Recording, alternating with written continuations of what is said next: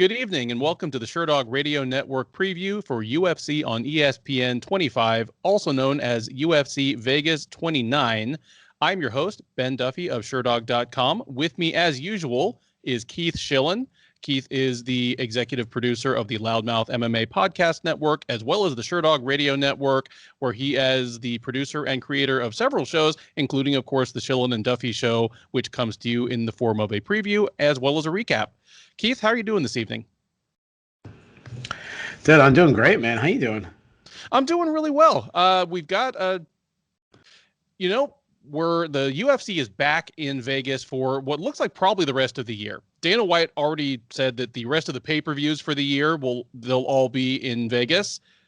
So it's probable that all their rest of their pay-per-views will be at the T-Mobile Center, and they'll be at the Apex for all the rest of their fight night events, which that's going to be quite a run. You know, we're just coming off of UFC 263, which if it felt like the longest event in UFC history, that is because it is officially the longest event in UFC history. It set the record for most decisions at a UFC event, and it is literally the longest UFC event ever in terms of total cage time. So it wasn't just you going, man, has this card felt like it's been going for 3 days. Yeah. This will be a break from that. This is a lean, mean 12-fight card. We had 13, but we lost Tim Means versus Danny Roberts a day ago. It was Danny Roberts who was pulled due to COVID protocols. They did not put in another opponent for Means, so we're down to 12. I'm sad to see that fight go. I imagine you are as well. Yeah, I'm sad. Tim Means is always exciting. I mean, he's not a great guy. He obviously is a great guy. I mean, he's not a great fighter. He's never, going to fight for a UFC title. Same with Danny Roberts. But generally speaking, if Tim Means is in a fight, it's going to be entertaining. It's going to be violent. He's going to be trying to get the clinch and throwing those elbows, and he's just a fun guy. And honestly, I'm always sad when we miss any fight.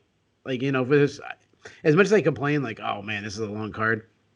Like, I still love it. Like, I'm still gonna watch every fight. So yeah, I'm a little disappointed. Same here. Unless you've got anything else, I'll dive straight into the prelims here. All right, let's do it. Yeah, speaking of, I like this first fight. We're starting off in the women's flyweight division. It is Casey O'Neill versus Lara Procopio. O'Neill, the 23-year-old Australian, is 6-0 overall. She is 1-0 in the UFC. She made a successful debut in February at UFC Fight Night Blades versus Lewis, knocking out Shayna Dobson in the second round. She'll be taking on Procopio. The 25-year-old Brazilian is 7-1 overall. She's 1-1 in the UFC, but it should be noted that one loss was in her UFC debut, which was both on short notice and at bantamweight. So she's 1-0 at flyweight. Odds in this one do favor Procopio. She is minus 150. You can get O'Neill at around plus 125 or plus 130. I'll tell you right off the bat why I like this fight. O'Neill is 23. Procopio is 25. Neither of these women is even close to a finished product yet. I mean, one of them has 6 fights. One of them has 8 fights. They both have strengths, but they both have flaws that need to be shored up. But just the fact of that age. The UFC women's flyweight division, Valentina Shevchenko she's 32, and I think the entire rest of the top 10 is older than she is. It's kind of in a sneaky way becoming a division in need of fresh faces. Like, obviously it's in need of fresh challengers. Any woman who drops in there and wins 3 fights in a row is probably going to get matched up with Valentina Shevchenko. But we just finished talking about Lauren Murphy. She's 37. She just beat, I think, 33 or 34-year-old Joanne Calderwood. I mean, Roxanne Modafferi is still floating around the top 10. But even the ones we think of as kind of young, like Jennifer Maia, they're at least 32 or older. So the fact that we have 2 women in their early 20s who are promising flyweights, that says good things to me. Like, both these women, regardless of the outcome of this fight, probably have a bit of a future. Having said that, I'm just going to throw it to you. Who do you think wins? I'll wait for you to give your prediction. It's funny what you said. I 100% agree. That's the first thing that jumped out to me in this fight is how young they are. I'll start with Procopio, seeing a little bit more of her. She's not a great athlete, but she's pretty well rounded though, despite those limited athleticism. She's a little slow, a little flat-footed, but she makes up for it for just being a high output striker. Like I constantly say that, like when you're a fighter who has limited skill sets, then just be super busy because that can mentally break people. Um, no power, no big power, I should say. You know, she mostly throws some arm punches, but she does work behind a jab. I like that her boxing is pretty tight. Like she keeps her hands close to her face, 1-2 down the middle, calf kicks. Not much head movement. That's the thing that she really needs to work on. Is avoiding punches. Is a Brazilian Jiu-Jitsu black belt, but she kind of struggles to get the fight to the ground. Like I wouldn't call her much of a wrestler. When she does go for a takedown, she just will like bend over and just reach, kind of like tries to snatch singles. And when she gets into, she doesn't really drive through the hips to get you down. Now move over to O'Neal, also 23. I know she spent some time training with Tiger Muay Thai. I think she's out Extreme Couture now for this camp. So right away, I love that she left Scotland. You know, not really a hotbed for MMA. You know, so go out, train and, you know, clean up your striking with Tiger Muay Thai, jump with Extreme Couture, who just seems like everybody. I mean, the main event, Dan Ige, you know, from Extreme Couture. And you see it in her style. She's got a Muay Thai style, also high volume. Fast hands. I'd say she's pretty accurate. She does have a Muay Thai defense though, where she keeps her chin very high in the air, which I don't like that. I like that she likes to wrestle though. She's not one dimensional. We saw it against Shayna Dobson. Looks to get the fight to the ground. I would say her takedowns are ugly, very similar to Procopio, like reaching, overextended. But if she gets to the ground, what I've seen, and mind you, some of this going back to, you know, Shayna Dobson, who's not known for her ground game, but solid grappling, good ground and control. I like that she finished Shayna Dobson in her debut, and she is a submission threat. She got one as a pro, she got two as an amateur, so you like that. This is a really tough fight. As both fighters are young, as you mentioned, I kind of like both of them. Procopio has faced the better competition. However, Paul Craig won last weekend. And last weekend I picked against Paul Craig. And we both did. And we got harassed on our recap show. And I should have wrote this guy's name. I apologize. Hopefully he's listening. Those Scottish fans, man, they're passionate about their people. I'm not going to make the same mistake 2 weeks in a row. So, you know, Viva Scotland, go Scotland, Scotland. I mean, I don't know what they say. I don't know what the saying is of the Scottish people, but well, I mean, she is Scottish by way of Australia. Her family moved to Australia fairly early, but yeah, I mean, she is of Scottish descent. I think even she herself was born there. So yeah. I know that they had the Scottish flag next to her, so that's what I was going off of. Okay, yeah. So either way, I mean, this is what I'll say. If she's repping Scotland, I'm gonna go with her. If she's not, and she's not respecting our people, as we're now the adopted duo of Scotland, then let's go Procopio. But I don't want to go against the Scottish people 2 weeks in a row. So stand up, Scotland. I'll take O'Neal in a slight upset. Awesome. I'm just glad there are no Alaskan fighters on this card, so you know, Anchorage BJJ doesn't come after me again. I like a lot of what you laid out here. I think, like I said off the top, I think both of these women have a future in this division. I mean, it's still the kind of division where both of them could be in the top 10 a year from now, just based on winning 2 or 3 more fights. I think Procopio is probably closer to her ceiling right now. She has more fights under her belt already. Like you said, she has fought better competition. And like you said, she's a little less of a standout athlete than O'Neal is. I liked what I saw from Procopio in the Molly McCann fight, because I mean, you were talking about somebody who makes up for being well-rounded but not outstanding in any one regard and not being a super athlete just by being kind of busy and hard-nosed and tough. That's Molly McCann, and Procopio already has shown herself to be an improved version of that by kind of handling McCann. And I think that's the kind of thing that could bring her to victory here against O'Neal, despite, I think, O'Neal probably having a little higher ceiling. With O'Neal, she popped up on my radar fairly early just because Sherdog's Australian correspondent, Jacob Debbitz, featured her in one of his Prospect Watch columns. And I remember not writing her off, but kind of going, okay, she's 4-0 in a promotion like run by her family. I know how this probably happened, but it's not the case. They did not puff up her record. They matched her really smart against people that developed her game. And she has, kind of been moving past the Muay Thai thing into becoming a more well-rounded fighter. I just think Procopio is probably just going to do scrappy things to her and win 2 rounds out of 3. Like, I think she'll probably crowd her, probably try to take her down. O'Neal is a willing wrestler, but, Procopio is a more willing wrestler. I think she's going to probably kind of sell out to bring this fight to the ground, and I think it's going to work. Give me Procopio in the not slight upset by decision. Next up at UFC Vegas 29, it is a pair of lightweights welcoming each other back to the UFC after some pretty lengthy layoffs in the form of Joaquim Silva and Rick Glenn.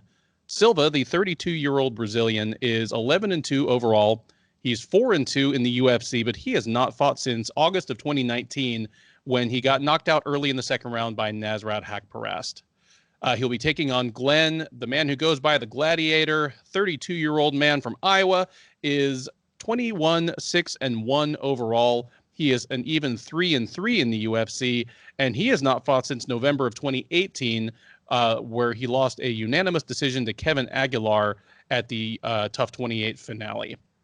Odds on this one slightly favor Silva. He is -125. You can get Glenn at even money, or it looks like even at +105 right now. Who do you got in this one, Keith? Dude, I have no idea. This is a really tough one. I mean, it's 2 fights right out the gate that it's really hard picking a winner. I mean, this one just comes from both guys being so inactive. It's been 2.5 years since Rick, or I guess he wants to go by Ricky Glenn now. I saw that in an interview with James Lynch. He likes to be called Ricky Glenn. That's his dude. I don't know.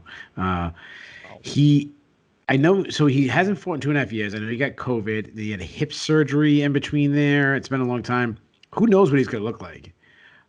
When we have seen him, he's been I'd say a fairly well-rounded guy. A guy who can fight on the feet and on the ground.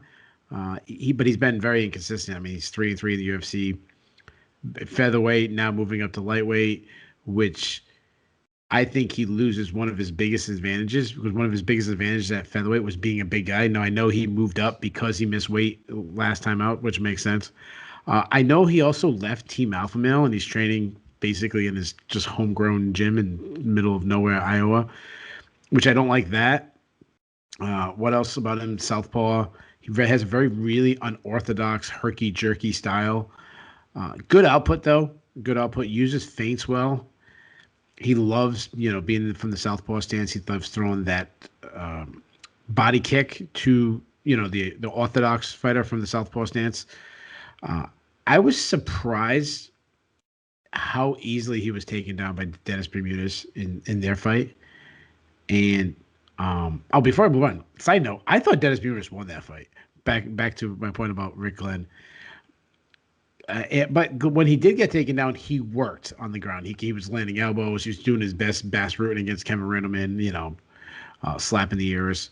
Muva Silva, also a guy who's been out for 2 years. On the feet, tight boxing. He keeps everything tight. He hits hard. He uses feints well. Strong kicks to the body. He'll throw out some stupid spinning attacks. He doesn't like being pressured, though. Like, he was doing okay against Nasrat Haqparast early in that fight. But when Haqparast realized, and one thing when I rewatched the fight, they kept talking, Dominic Cruz kept pointing out that Haqparast was basically taking inventory, studying him, which I agree. Once he kind of realized what he wanted to do and he knew he wanted to get Silva on his back foot, Silva really struggled from that point when Haqparast was moving forward. Silva also telegraphs a lot of his shots. He has a lot of tells because he loads up on everything. He wants to end it with one punch. I'm also worried about his chin, as he was knocked out in his last fight, and it was a bad knockout. Like, he was unconscious for a while. He's not much of an offensive wrestler, but he is a Brazilian Jiu-Jitsu black belt if he gets down there. So my prediction is I have no idea who wins this fight. It's so I wasn't that high in either guy two and a half years ago. I don't feel much better about these guys. If they were 25, if there was a big gap in age, if one guy was 25 and the other guy was 33, I would automatically just go with the 25-year-old. That's not the case. I'm going to go with the Brazilian simply because he has the factor where he hits harder. And there's a lot of changes with Rick Glenn. He's changed camp. He's changing weight class. He's had hip surgery, which, I mean, that's a major thing right there. Like, I don't know if it was a hip replacement or, I mean, I don't think it was a hip replacement, but something, something serious. That's not one of the body parts where you feel confident moving forward. So I'll just, from the less unknown, I'll go with Silva. I'll take him. Rick Glenn's really hard to finish. So I'll take Silva I'm going to just say split decision. There you go. So another Dennis Bermudez special, because, yeah, that was a splitter too. One nice thing about hosting this show is when I have no idea how to predict a fight, I get to throw it to you first, which is exactly what I did here. And I'm feeling the same thing you are. Both of these guys are just such unknown quantities at this point. It's been it's been 2.5 years since we've seen Rick Glenn. And as you pointed out, so much has changed since then. Weight class, camp. I thought he was retired. Sorry to interrupt you. Before he was rebooked, I thought he was retired. Okay, carry on. Yeah. Oh, well, it's funny you mentioned that because I was just scrolling Twitter today and I saw a headline pop up that said Eric Koch had accepted an 18-month suspension from USADA. I had to click on it to make sure it was a current article. I thought it was maybe something someone had liked or retweeted from like 2017. Like, I assumed Eric Koch was gone. So yeah, same vibe. And I'm leaning towards Silva for the same reason you are. He's more powerful. Like, he's going to be a lot shorter in the cage, but he's a strong, compact guy. It works. It serves him well in his striking as well as his grappling. And just, I don't know enough about Glenn or what he's going to look like when he comes back. Whereas I expect Silva to be pretty much the same guy he was. Just, he is what he is. He's kind of topped out at just below the level of the top 20 or so, but still a tough guy. And I will take him certainly over such an unknown quantity as Glenn. So give me Silva by decision as well. Next up on the UFC on ESPN 25 prelims, we have I really need to come up with an abbreviation for this because I say obligatory heavyweight slobber knocker every time. It's the OHS, I guess. It is Josh Parisian versus Roque Martinez. And, well, let's talk about these guys. Parisian, 31 years old, a two-time winner on Dana White's Contender Series. He is 13-4 overall. He is 0-1 in the UFC, having lost a unanimous decision to Parker Porter in his promotional debut last November. He'll be taking on Martinez. The 35-year-old Guamanian is 15-7-2 overall. He is 0-2 in the UFC, having lost to Alexander Romanov in September of last year, and then a unanimous decision to Don'Tale Mayes last November at UFC Fight Night Felder versus Dos Anjos. Odds on this one are pretty close. Parisian is minus 125. Martinez out there, even money or plus 105 or so. For two guys who are a combined 0-3 in the UFC, I don't think necessarily either of them is going to be cut off of this fight. Both of them have shown certain signs of life. Parisian, even though Porter completely put it on him in the second round of their fight, Parisian showed himself tough, decent cardio. He was still trying to win the fight in the third round. There aren't a whole lot of heavyweights able to come back from adversity, like from the bottom to the very top of the division. It's kind of a division of front runners. So just to show a little guts, it's a spark of something. Meanwhile, Martinez, his first loss in the UFC was to Alexander Romanov. That's a free space. Like, Romanov's 14-0. He's going to win a couple more before anyone turns it back. He's legit. And in the Mayes fight, I mean, he just reminded me of Cabbage Carrera. Just this kind of dumpy looking dude who threw pretty hard and just was able to take an ungodly amount of punishment without going down. I don't know if being the second coming of Cabbage is a ticket to longevity in the 2021 UFC. But like I say, neither of these guys has been just a complete fish. Having said that, I think Parisian does have staying power here where Martinez probably doesn't. Parisian, I was impressed with him on the Contender Series because he had a decent diversity of strikes. He was willing to throw spinning stuff, which is pretty impressive considering those one size fits most shorts that they give them on the Contender Series, where like his pants almost fell down every time he threw a spinning back fist. Given that the only thing Roque Martinez does at an outstanding level that I've been able to see is take punishment without going down, I'm not calling for the finish here, but I think Parisian's just going to beat him up pretty good for 3 rounds. Just give me Parisian by winning all 3 rounds, probably mostly on the feet. He'll try to finish it numerous times. I mean, I expect him to throw 5 or 6 spinning back fists, just even naked ones out of nowhere. But he's going to be trying to finish Martinez the whole time. Martinez will come back with his own fire, but he'll probably get outstruck like 2-1 and just lose all 3 rounds. Give me Josh Parisian in this one. All right. Who would have guessed we got a Cabbage Correa reference? We're old school, man. Yeah, man. I loved it. I was there live in Uncasville, Connecticut at the Mohegan Sun Arena when Cabbage made his UFC debut and got hit with every single thing, including the kitchen sink from Tim Sylvia. And I also, Randy Couture lost the title to Rico Rodriguez, and I shed a tear. So my only question about this fight is, how did we get 2 extremely low UFC level heavyweights get matched up against each other and it not get on the main card? Because that's usually what the UFC like. They like to put like 3rd from the top. We got Greg Hardy coming in a co-main event in a couple of weeks. Yeah. And then he could probably fight the winner of this fight after that. Mm-hmm. So it's funny, like we make fun of these fights, but I'm still intrigued. Like I'm intrigued to see the huge burly guy like Josh Parisian go against the really short pudge ball of Roque Martinez. Parisian, a Contender Series guy, unathletic. His hand speed is kind of slow, but he uses a lot of movement. He moves around the cage well for a guy whose hand, like it's like when he's moving, he looks good until suddenly he stops and he wants to throw punches, and then it's like goes into slow motion for a second. But he understands range. He understands to throw out a jab. He has some tall man defense. He pulls his head straight back or slowly to the same side, but he'll throw a lot of kicks. He'll throw occasional spinning attack that almost never lands, unless he was the one who knocked out Greg Rebello, right? He knocked out Greg. Yep. Yeah, he did knock out Greg Rebello with it. Other than Greg Rebello, Rhode Island's own Greg Rebello, everybody else can avoid his spinning attacks, as you can see it coming. Is it Parker Porter from Rhode Island too? No, he's from Connecticut. Oh. Sorry. Connecticut, stand up. Connecticut can take down Josh Parisian, but Rhode Island can't. He is a very weak defensive wrestler. I mean, he was out-wrestled by Parker Porter. If he gets on top, he has okay top control, just from being a 265-pound man. But he's also slowed down greatly in past fights, regional scene fights, if it goes deep into a fight. Now move over to Martinez. Martinez is a little different. Like everything's different throughout them. Parisian's big. Martinez is small. He's 5'10".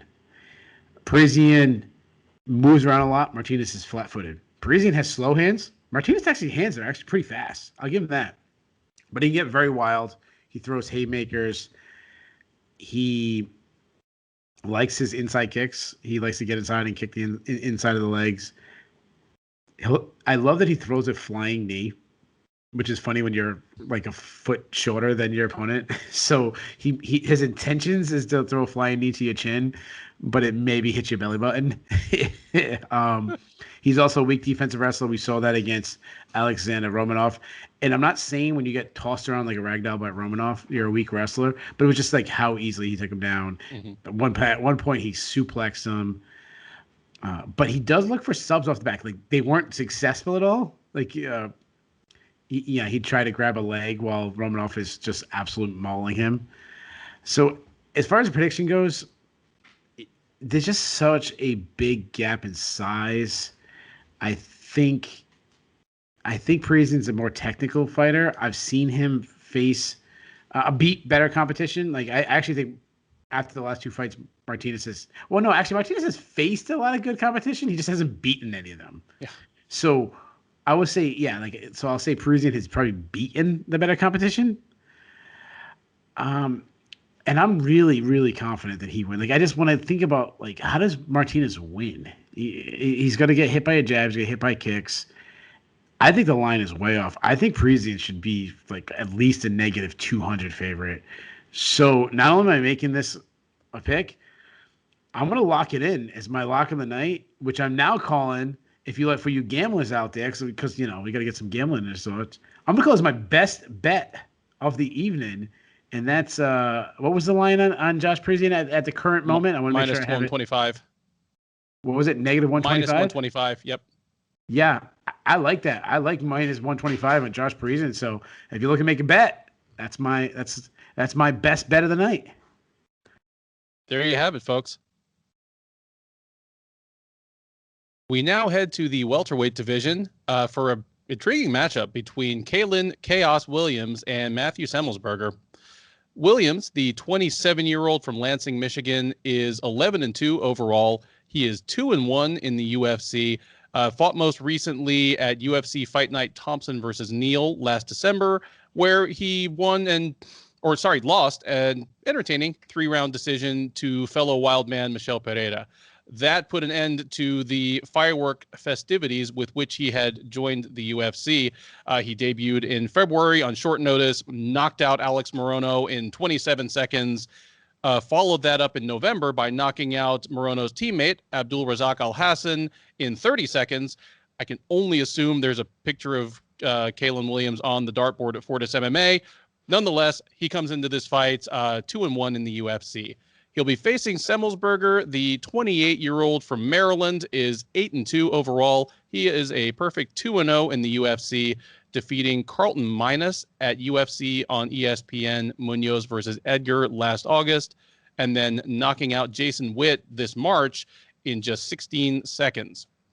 Odds on this one do favor Williams. He is -170. You can get Semelsberger around +150 as the underdog.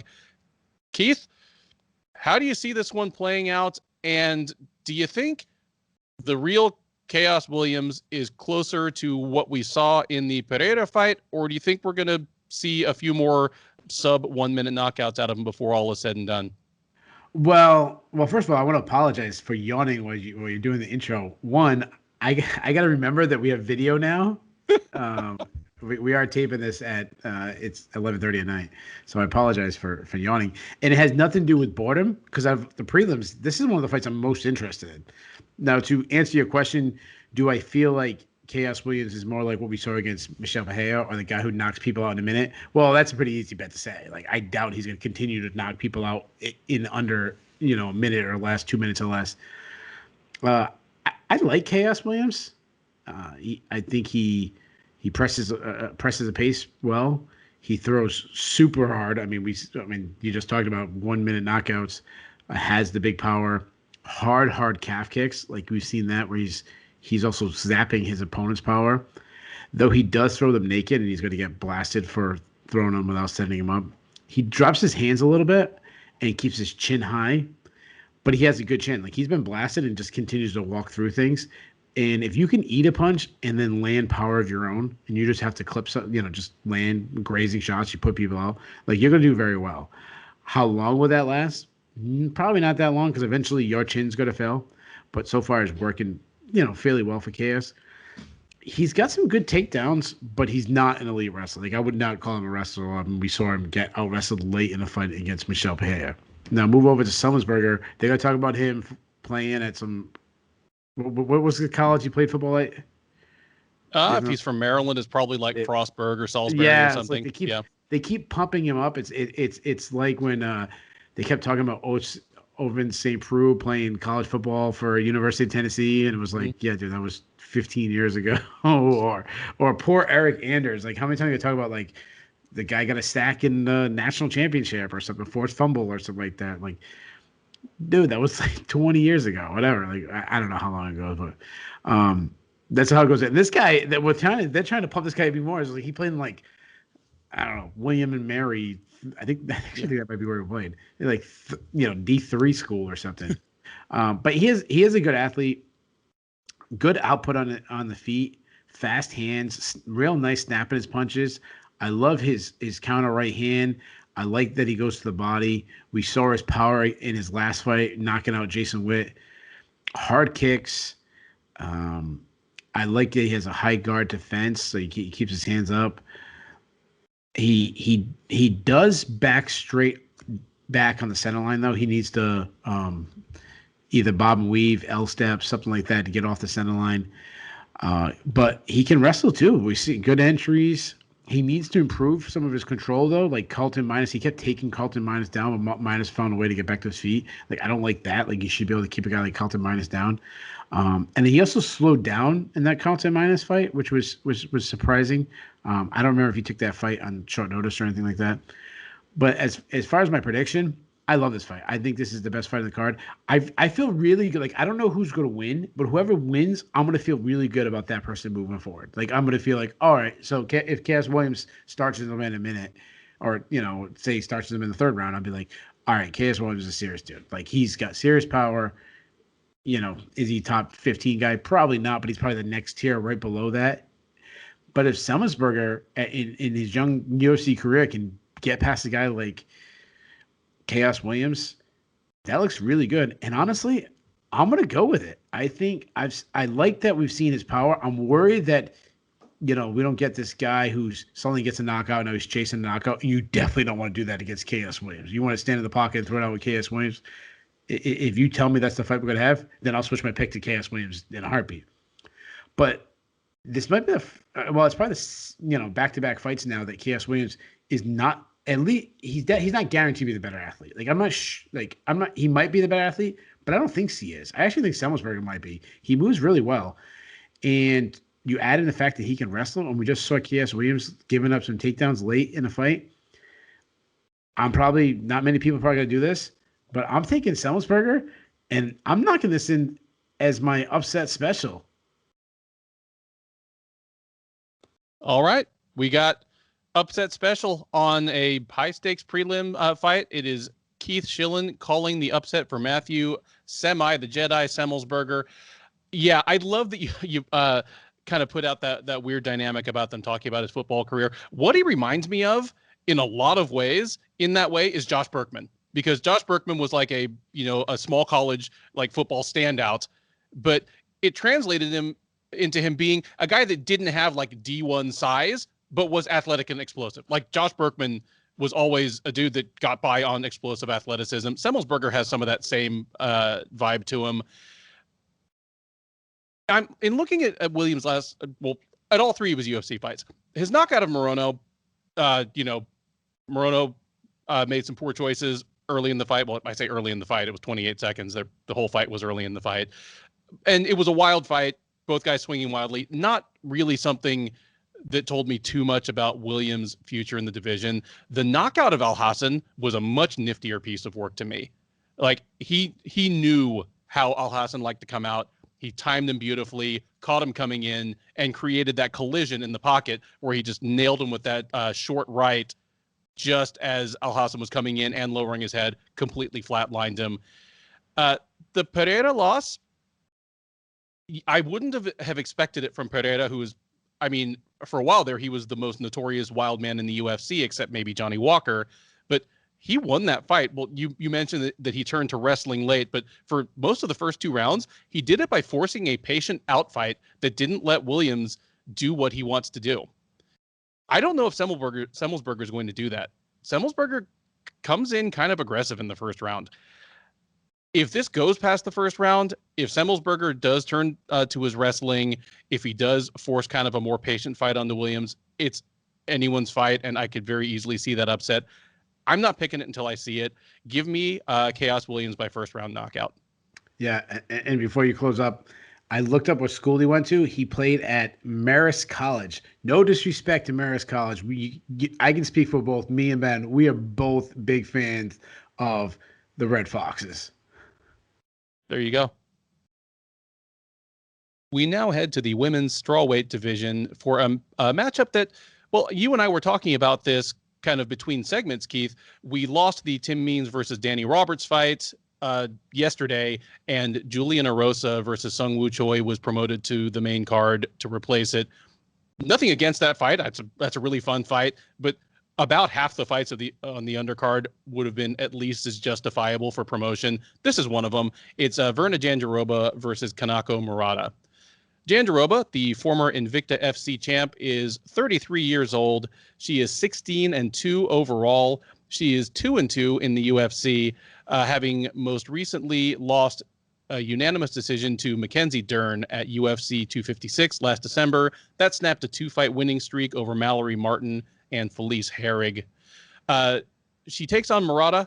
Murata, the 27-year-old Japanese fighter, is 12-1 overall. She's 1-0 in the UFC. She made a successful debut last November at UFC Fight Night Felder versus Dos Anjos, taking a unanimous decision over Randa Marcos.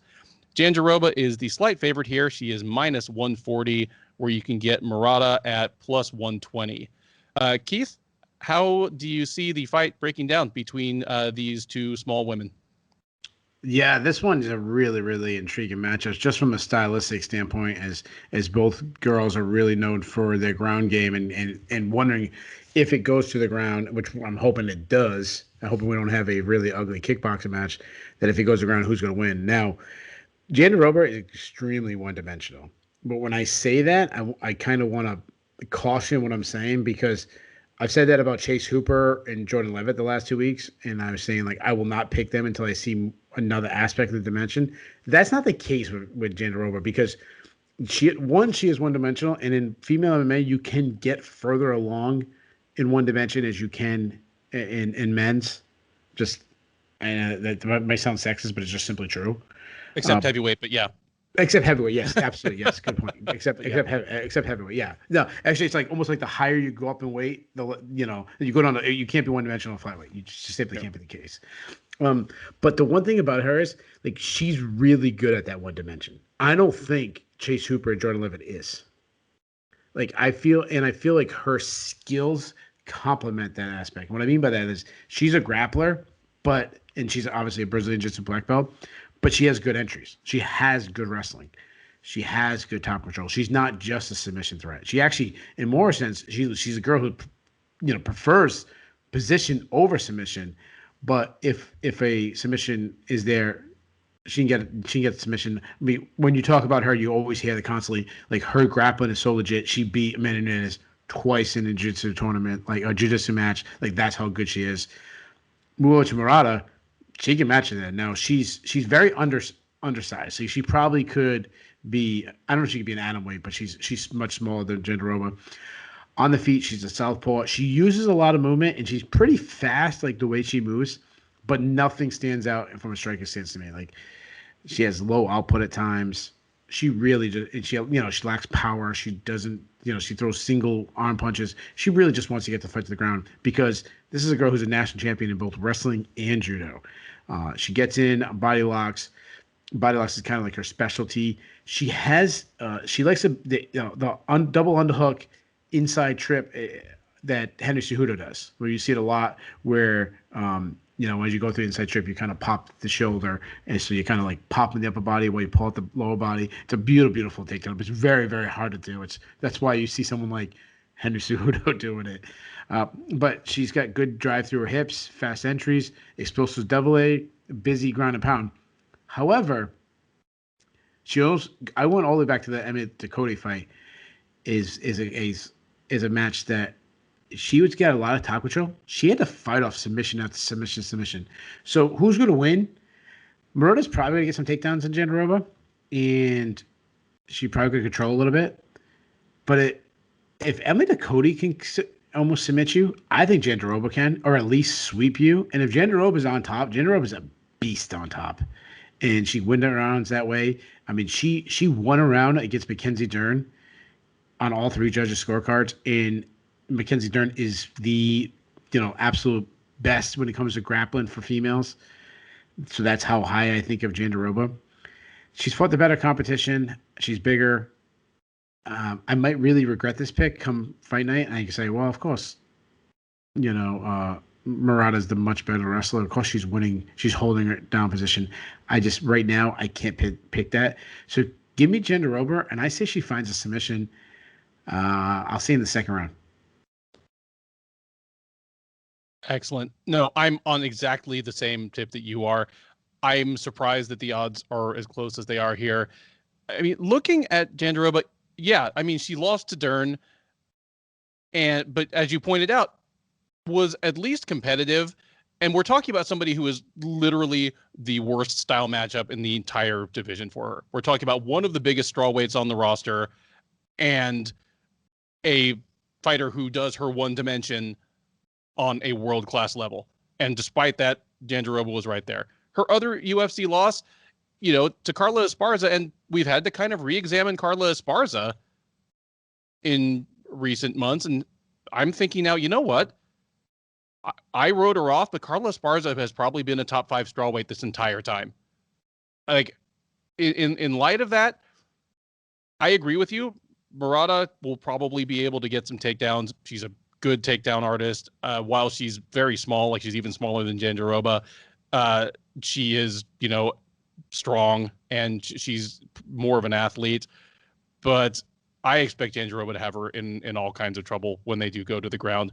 I don't know if there'll be a submission. I'm going to go with Jandiroba by decision, but again, I'm pretty comfortable with this one. I think the lines probably should have been a little wider. The featured prelim of UFC Vegas 29 is a light heavyweight scrap between Alexey Camur and Nicolae Negumereanu. Camur, the 25-year-old Ohioan, is 6-1 overall. He's 1-1 in the UFC since joining out of season 3 of Dana White's Contender Series. He defeated Justin Ledet in his UFC debut at UFC 246 last January, lost a unanimous decision to William Knight at UFC 253 last September. He will be taking on Negumereanu. The 26-year-old Romanian is 9-1 overall. He is 0-1 in the UFC. Fighting for the first time in over 2 years. He lost to Saparbek Safarov at UFC Fight Night Till versus Masvidal all the way back in March of 2019. Camur is a heavy favorite here, the biggest favorite on the card so far. He is minus 250. If you like the Romanian on the comeback, you can get plus 210 for him. Keith, as Camur is a product of Dana White's Contender Series, I will definitely chip this one to you first. Who do you like? Well, first of all, I like you and your pronunciations, man. I got to give you credit for this one. You were just, it was just the rolling off your tongue how to say Nicolae Negumereanu. That's pretty good. There you go. But I slowed that way down, sounding it out. I mean, you were just flowing like John Anik. So Camur is a really undersized fighter for this division. Like he could probably continue to go down a weight class. He is usually aggressive on the feet, and I'm saying usually because some weird reason in his last fight against William Knight, he had really low output in that fight.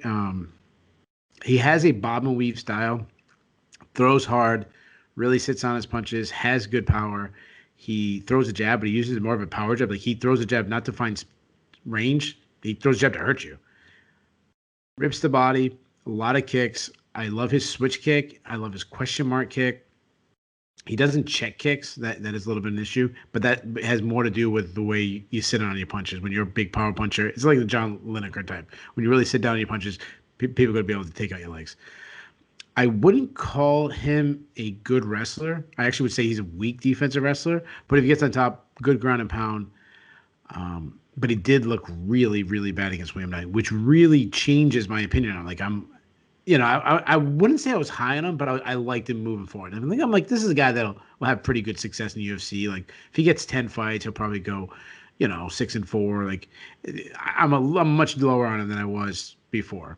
Now move over to Negumereanu. I mean, he lost to Saparbek Safarov. So plain and simple, he isn't good. He's been out for 2.5 years. He is only 26, so we could see improvements. But based on what we've seen in the past, he's a wild man. He throws a lot of looping hooks. Lacks power, though, even though he throws these big hooks, because they're mostly arm punches. Not a lot of technique to it. He backs straight up. He actually was hurt on the feet by Safarov, who's not really known for his striking. He kept getting taken down easily by Safarov. He struggled to get back up. He does have 3 submission wins on his record, and he was trying to throw up submissions against Safarov. Nothing was close. Now, I know people would say, well, yeah, it was Safarov and the illegal cage pulling, cage grabbing like 12 times. It was the illegal elbow after the bell, like all the nasty stuff. Yep, absolutely. I agree. Like, I agree that there should have been more points taken on Safarov. I think that you actually could have argued a disqualification, but that's not the case. And that was a very long time ago. So, as a prediction, both guys look beyond terrible in the last fight, but the other guy lost to Safarov.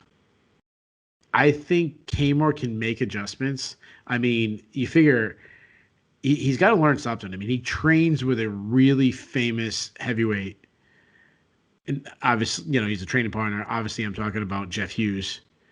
That was a joke. I'm talking about former. They'll mention 100 times during his fight that he trains with Stipe Miocic. I've seen tools. I've seen things I liked in Camur. I haven't seen that in Nicolae Negumereanu. So give me Camur. And you know what?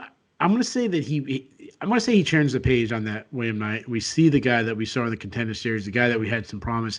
I say he really sits on his punches. I say he actually finishes the fight. I'm gonna say he finishes the fight in the second round by TKO. Excellent. I'm with you.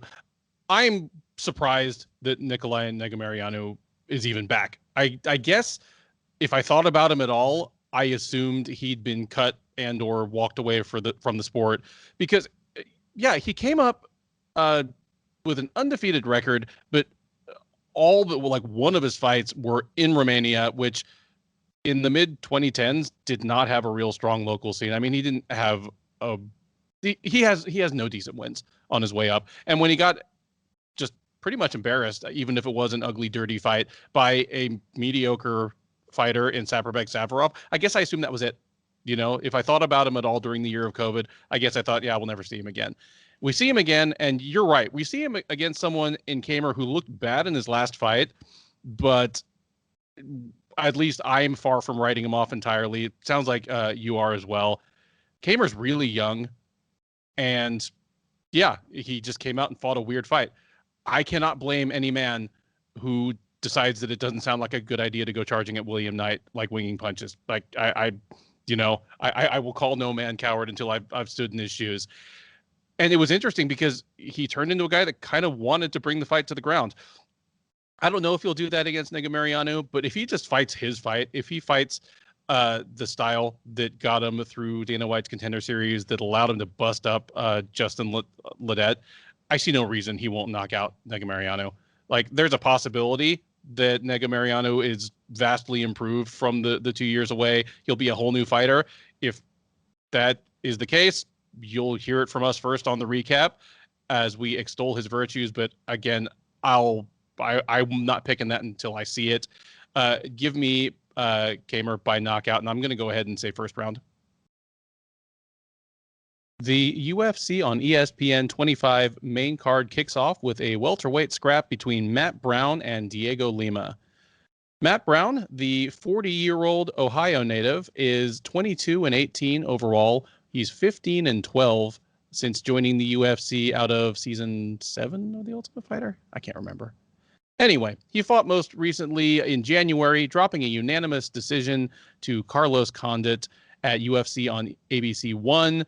Prior to that, he was knocked out early in the second round by Miguel Baeza at UFC on ESPN Overeem versus Harris last May.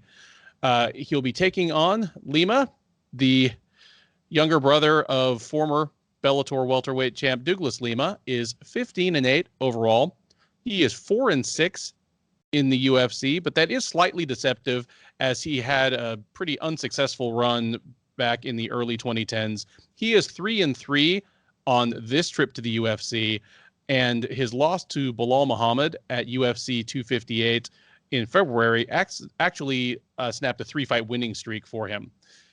Lima is the slight favorite here. He is -70. You can get Brown at +150 as the underdog. And, well, I keep having to stop myself from saying the ageless Matt Brown because he's definitely not ageless. Age has been showing. I mean, when you are one of the most renowned blood and guts fighters in UFC history, and all of that happened after you had to be resuscitated from a heroin overdose, the miles are going to show at the same time the years do. I think the Immortal is a great nickname for this guy. He may be impossible to kill. He's not impossible to stop anymore. I mean, he's not exactly the same because he wants to knock you out while the other guy I'm going to compare him to wants to take you down and choke you out. But it's a bit like Jim Miller. He's still got the same tools he used to, but he's slowed down and he's really good for about one round. He's got one round to do his thing to you. I picked him over Miguel Baeza, and for about a round, I felt pretty good about it. But just that's when the Matt Brown machine stops. So this is a pretty straightforward fight to me. Dhiego Lima, he's no longer the laughingstock. I mean, there was one point where, I mean, it's unkind to say, but Douglas Lima was over in Bellator and one of the very few certifiable top 10 fighters who had never fought in the UFC, where Dhiego Lima was in the UFC and just losing to mediocre fighters. He has turned some kind of corner there. He lost to Bilal Muhammad, but he wasn't a terrible performance for him. And before that, he'd won 3 in a row. Luke Jumeau, Court McGee, and Chad Laprise. None of them are complete world beaters, but they're not complete chumps either. Like Dhiego Lima in his early 30s seemed to be turning a corner. This is his fight to lose against Brown. And I mean, Brown's best chance is just to come at him, use that super aggressive Muay Thai style, back him into the cage where Lima can't get away, and just do Matt Brown things. Kill him with a level elbow, smash him with knees, hit him with a high kick. He's really good at uncorking high kicks in a small amount of space. He's one of those guys that can launch a kick from boxing range and land on people. But again, he is slowed and he has about 5 minutes to do it. Sad as it makes me, to say, give me Dhiego Lima by decision. And it's nothing against Lima. It's just that, it's sad to watch a hero kind of trickle away into the sunset. Yeah, I agree with a lot of things you said. You talked about all the damage he's taken over the years. Matt Brown, obviously, I'm speaking of the drug use and all that. That's always tough to get, for him to be going at this age in this division too. I mean, this is not a heavyweight. I mean, these are welterweights. Matt Brown, it's you call him as like a fan favorite. Everybody loves Matt Brown. Like he's one of the guys that never got to the upper echelon. Never was a top 5 welterweight. I don't know if he even cracked the top 10 at one point. I mean, he may have. I don't know, but most people viewed him as like the next tier down. But he's still one of the most popular guys ever. Like, very few guys have that, and that's what Matt Brown has. But those days are long numbered. This guy was never a great athlete. It's obviously worse at age 40. He has a lot of technical issues. He keeps his chin high in the air. He doesn't check kicks. He's been hurt to the body more times than I can count. His chin at this point, you talk about him slowing. That's true. Can he take the damage? Like, his durability, that was the one thing about Matt Brown. As you mentioned, the Immortal is a perfect nickname for him. It's maybe it should be like slightly less Immortal Brown now. You talked about the Miguel Baeza fight. Baeza hurt him, then put him out. Carlos Condit in the last fight hurt him. So those are the negatives. The positives is, this is just a violent dude. He just marches forward. He's got good power. I think it's slightly overrated. I don't think he's as big of a hitter as he gets credited for. But he does sit on his punches. As you mentioned, he loves the elbows. His KO of Dhiego Sanchez is one of the most violent ever. But that was also kind of facing another guy that was Dhiego Sanchez is at where Matt Brown is now. 3 years ago when that happened, whenever that happened. He is very physically strong, which sounds like a contradiction when I was talking about his punch and power being a little overrated. But I'm talking about strong in the clinch. Like, if he gets in the clinch, he can dirty box you in there. He'll sneak in a takedown. Nice trips, body lock takedowns and close. If he's on top, just violent ground and pound. I used to say he had good takedown defense, but that is not the case anymore. We saw him out-grappled in his last fight by Carlos Condit, who's not known for his grappling. So that's a huge sign. Besides the slowing on the feet, he's slowing in his grappling. Move over to Dhiego Lima. Uh, every time I see Dhiego fight, I always think the same thing. Like, wouldn't he make more sense just being on the Bellator roster and just kind of be Pitbull, Patricky Pitbull, be that guy. Like good, like a good fighter, not his brother. He's a massive welterweight. I said this last time we talked about him. Like I've seen him in person many times because where I live is like Bellator is like second home. So he's always there with his brother. He looks like a light heavyweight. Like he's just a huge, like he looks like a light heavyweight, very undersized heavyweight. He's standing next to Ryan Bader, just doesn't look much different. He isn't the elite athlete that his brother is, but he is fairly technically sound. He fights behind a guard, technical boxer. I'd say plus power. I'm gonna say big power, but I say plus power. He can get into ruts though of low output, where he's looking for one big punch. Strong calf kicks though, like his brother. Like he likes to target the calf kicks. Doesn't really check kicks himself. I feel like a broken record. I feel like I say about every fighter. It will sneak in a takedown, especially if they're in close in the clinch. But I talked about Matt Brown's takedown defense. Dhiego Lima is historically bad defensive wrestler. Like we just saw what happened with his brother against Yaroslav Amosov, and talked about the weakness of Douglas Lima being that. Well, that would have been 3 times the takedowns if that was Dhiego Lima. If Amosov decided not, he wanted to let him up every time he took him down. And chin has been a little bit of an issue in the past. As far as prediction, you seem very confident in Dhiego Lima. I'm not nearly as confident as you are, but I'm also taking Dhiego Lima simply because of the fact at this point in their careers, I feel he's always been the more technically sound fighter of the two, but I think he's a little bit more durable. He is, Matt Brown is a guy that he actually could win a grappling matchup, and I just don't trust Matt Brown. I really feel like he's done. This would hit an all-time low in his UFC run if he loses to someone like Dhiego Lima, who is, truly a C-level UFC fighter, like borderline. Even though he's been on a nice run, he's still. I mean, he's beaten low, fellow guys in that same range. So this would be a all-time low, and I think we're about to hit it. So give me Dhiego Lima, and I'm also going to say by decision. Next up, it is a middleweight matchup featuring Wellington Turman and the long-awaited, long-delayed UFC debut of Bruno Silva. Turman, the 24-year-old Brazilian, is 16-4 overall. He is 1-2 in the UFC. He fought most recently last August at UFC Fight Night Lewis versus Oleynik, getting knocked out in the first round by Andrew Sanchez.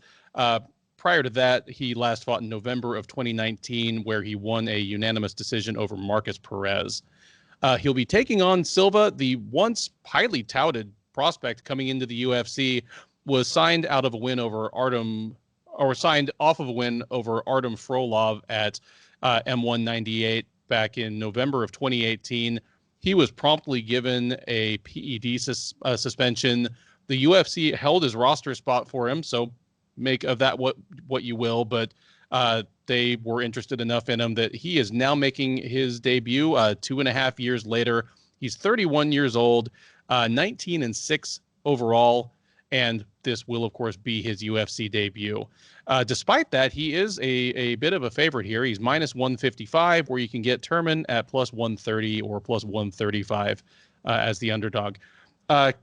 Keith, will Bruno Silva be worth the wait? And if not, will he at least be good enough to beat Wellington Turman? Well, you already know my answer because I told you off the air, but I'll pretend that we don't know. So I'm intrigued by this because I don't think it's a step up in competition. Like I don't think Wellington Turman is better than, say, Alexander Shlemenko or guys like that he's faced. But there's something about coming to the UFC. There's something about the bright lights. There's something about knowing that the guy you're supposed to beat matters to you because you have to get past this hurdle to the guys you want, to Israel Adesanya, your Robert Whitakers, your Marvin Vittori's, those guys. So there's pressure you feel more than you did in M1 Global. I'll start with Wellington Turman. He's only 24 years old. You got to like that. On the feet, he's aggressive. Got some real snap on his punches. I love his pocket boxing style. Like he loves a pocket boxing match. He I don't want to say he admires his work, but he does get frozen sometimes, seeing if his punch lands. He throws every punch with power, trying to end the fight. Every single thing. He has huge tell signs by loading up on every shot. He does mix in punches and kicks together, though. I like that he throws kicks in his combinations. He throws a lot of kicks. He also throws in his occasional spinning attack. But I'm worried about his chin, as we saw in his last fight against Andrew Sanchez. Andrew Sanchez he looked great against him, but Andrew Sanchez knocked him out brutally in that fight. He is a good grappler, though. Not a wrestler. Again, that feels like the kind of theme. Not a strong wrestler, but he's a Brazilian. He can grapple. Move over to Silva. The funny thing about Silva is I watched 2 fights before I realized I was watching the wrong guy. Because I was like, wow, this guy is not nearly. I didn't realize I was watching Bruno Santos instead of Bruno Silva. But he fights out of both stances. And a while ago, I said I'm going to stop talking about guys who switch stances, as everyone does it. But no, this guy he really constantly moving stances. He tends to fight in blitzes, so he swarms. Like he waits for a moment, then he kind of swarms with you. Combinations. He hits really, really hard, like really, really hard. And what I mean by that is he seems like the first time he just touches the guy, they instantly crumble to the ground. And like sometimes the punches that I'm like, they didn't even look like a good shot, but somehow it happens like every one of his knockouts, and he's got a whole bunch of knockouts. It was like, I don't know, like 18 fights. He's got something like 17 or 18 knockouts. It's way up there how many knockouts he has for the wins he has. He is wild though. He's open for counters because he throws from his hips. I like that he throws flying knees though. It's different than Roque Martinez. He uses it because he's very aggressive. He's got a strong plum clinch. We saw that in the Alexander Semenko fight where he got to the clinch and just destroyed it before he put Semenko down. I don't like some of the things he does defensively. He's got a very just turtle up style, like similar to what we've seen Alistair Overeem do a lot, where they kind of try to hide in boxing. They like to call it pillaring. He does that a lot. Like he just wants to hide, and that's not nearly as effective because of the size of the gloves in MMA. He can grapple and he will look for a takedown, but ultimately he's always trying to create space to land big shots. I'll say this: I'm not nearly as high on Bruno Silva as others. Like there's people out there that think this guy is a title contender one day. Like they look at his knockouts, they look at some of the guys he's beaten, and they say this guy's going to challenge for the UFC middleweight title. It's not the deepest division, so it's not out of the realm of possibility. I just don't see it. Like I don't think he's as good as I when I've seen him on film. Like he doesn't impress me that much. He seems way too wild to me. Not nearly as polished. I'm going to pick him here because he's faced the better competition. And power ultimately is a great equalizer in a match. He could be losing and then just catch Wellington coming in. So give me Silva, and just based on his history, I'll say he does it early. So give me Silva by first round knockout. But if I'm betting, I'm staying way away from this fight. Like I wouldn't be shocked if Wellington Turman wins this fight. I want so badly to call for the upset here because I definitely feel what you're saying about Silva, just where you're tempted to kind of overrate him based on his highlight reel and his record. But yeah, all the things you said, plus the long layoff. And when you have that long a layoff and it's 4 PEDs, who knows what you're going to get like physically coming out of that. Having said that, you couldn't find a much more favorable matchup for this guy for his debut than Wellington Turman. Turman, as you pointed out, he's just 24. I could totally see him being the kind of guy who gets cut from the UFC. Like, in fact, if Bruno Silva beats him up tonight and he's all of a sudden 1-3 in the UFC, he's probably going to be on my cut list. But I could see him getting cut from the UFC, going somewhere else, like getting some seasoning, and coming back at like age 28 and having a decent UFC run, kind of like we just talked about Dhiego Lima.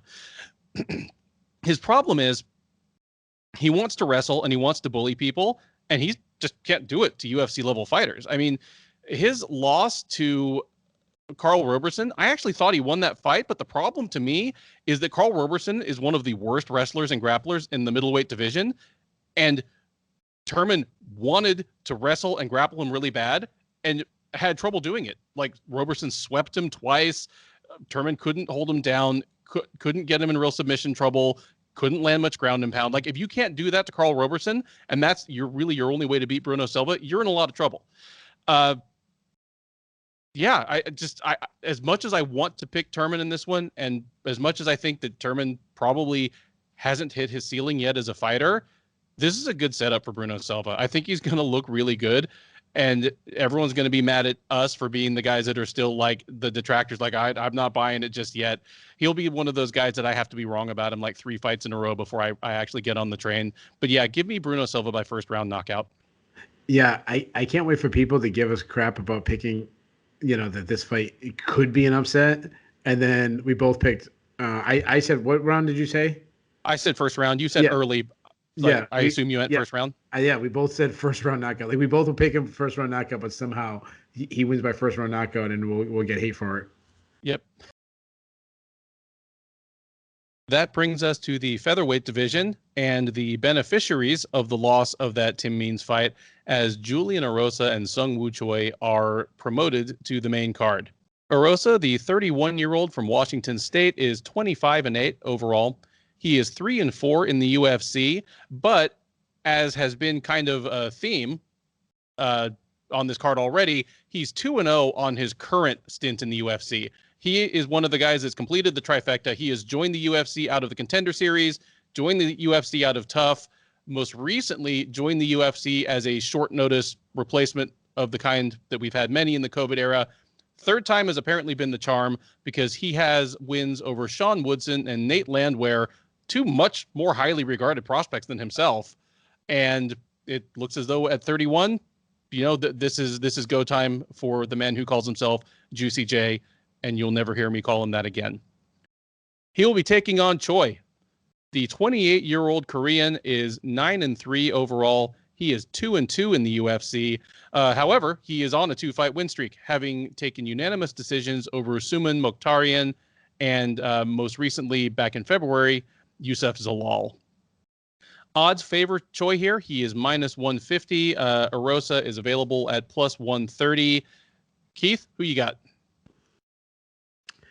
So I understand why this fight got moved up to the main card, because of both their styles. They can both throw down an instant. Julian Erosa loves a firefight, so I understand that. Erosa is a very tall guy, long and lengthy. He's got a 76-inch reach advantage. He fights from both stances. He's got a high pace. He's a pressure striker.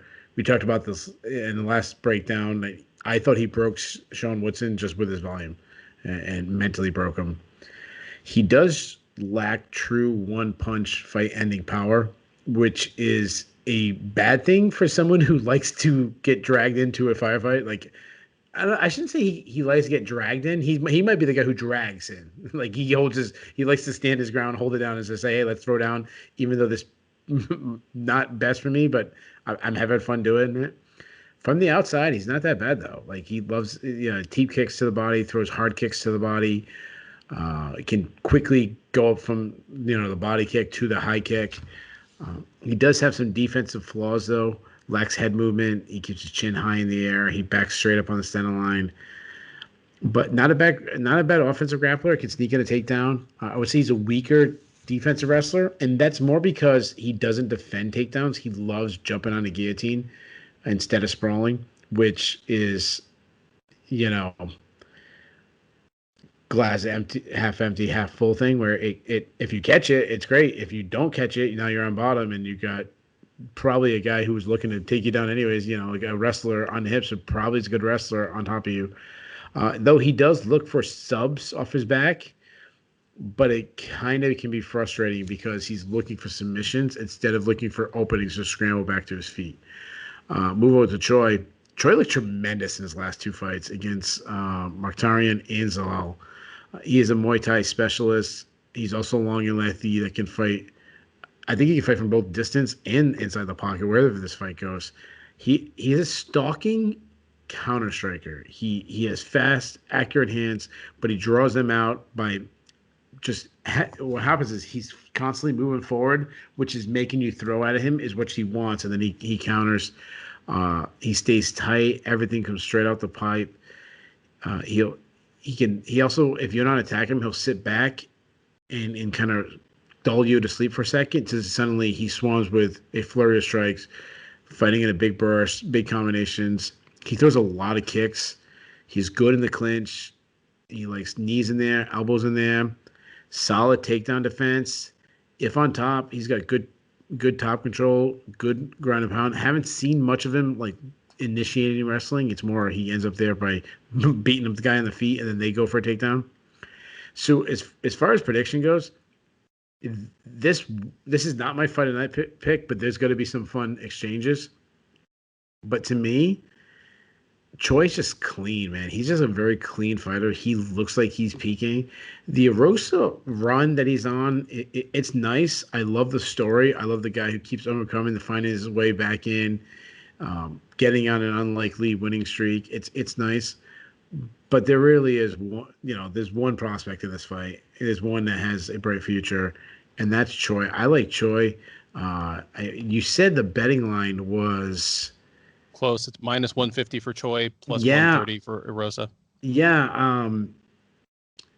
I already made my best bet pick, so I'm not gonna throw another best bet. But I like Choi at negative 150. If it closes up anything, gets to like negative 130, when they go 25, jump on that. If you're a betting man, I will say this though: if you do bet, make sure you bet responsibly. Don't bet your mortgage or anything like that.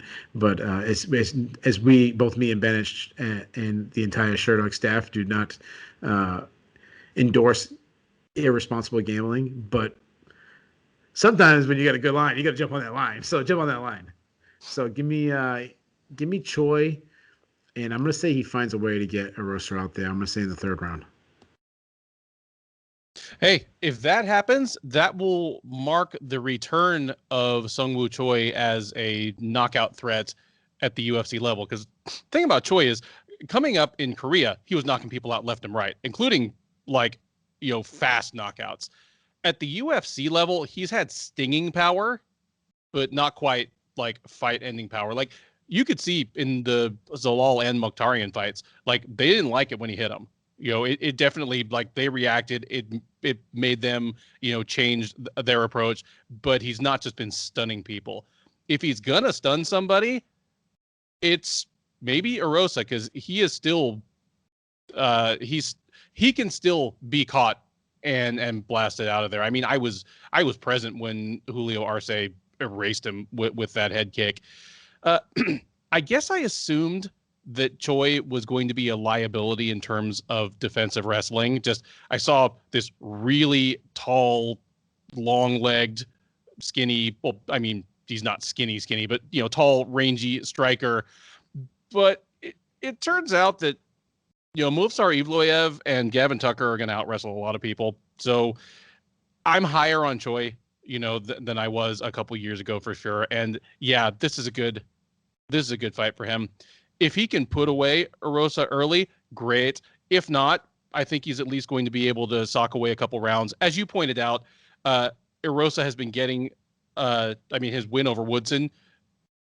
Certainly something broke there. I believe that was Woodson's first career loss. It also exposed Woodson's gas tank a bit because he was really sucking wind in that third round. Those are things that Erosa can do to Choi if this wears into the third round. But I think if it does, Choi's already going to have 2 rounds socked comfortably away, and he's not going to get finished. So give me Choi by decision. Third fight from the top at UFC Vegas 29 is a bantamweight scrap between Marlon Vera and Davey Grant. It is a rematch of a fight that, count me among those who had to be reminded that it even happened, but a rematch of their meeting all the way back in February of 2016. Vera, the 28-year-old Ecuadorian by way of Southern California, is 16-7-1 overall. He is 10-6 in the UFC. Fought most recently in December, dropping a unanimous decision to Jose Aldo at UFC Fight Night Thompson versus Neal. Prior to that, he had a quick win over Sean O'Malley, which O'Malley, of course, denies happened. And before that, had lost a unanimous decision to Song Yadong at a fight which I believe took place actually at featherweight. Grant, the 35-year-old Englishman, is 13-4 overall. He is 4-3 in the UFC, and he is on a 3-fight winning streak. Most recently, he fought in March, knocking out Jonathan Martinez in the second round at UFC Fight Night Edwards versus Muhammad. Before that, he knocked out Martin Day in the third round at UFC 251 back in July. Odds on this one, despite the fact that Grant won their first fight, and despite the fact that Grant is on a 3-fight winning streak, heavily favor Vera. Vera is minus 230. Grant is out there around plus 190. And I absolutely understand why. It's a rematch several years in the making. And I'm not saying these guys are Israel Adesanya and Marvin Vettori, but it's a similar situation where both guys have definitely improved quite a bit since the first fight, but they haven't necessarily improved equally. And more importantly, they haven't improved in ways that are equally relevant to the rematch. You know, like Vettori's a much, much better striker than he was in the first Adesanya fight, but it wasn't going to matter. Here, Vera lost that first fight because Grant could take him down, and Vera did not know what to do. Like, on top of being a pretty straightforward win for Grant, it was an ugly loss for Vera. I mean, he grabbed the fence, he stuck his fingers in Grant's gloves so many times, he finally got a point taken away, so we ended up with like a 10-8 round, and it should have been a 10-8 round, because it would have been a 10-8 round if Vera wasn't, like, clinging on for dear life to Grant's glove tape. Like, that's not going to happen this time. Vera has improved everywhere, but he's gone from a, you know, I'm not one-dimensional, but a guy with a definite preference for fighting on the feet to a guy who can win a fight anywhere. He is physically stronger than he was before, and he is a much better offensive as well as defensive wrestler and a much better grappler. Grant is basically the same guy he was 5 years ago, just he's finally healthy and stringing together some momentum. But yeah, like, those are the improvements, is that he's probably the best Davey Grant right now, whereas Marlon Vera is a completely different Marlon Vera. I think Vera's I think he's gonna win this one. And Grant's never been knocked out before, so I'm not gonna pick that to happen. So maybe Vera stings him up a little bit. They go to the ground, and he shows Grant how much things have changed in the last few years. Give me Marlon Vera by third round submission.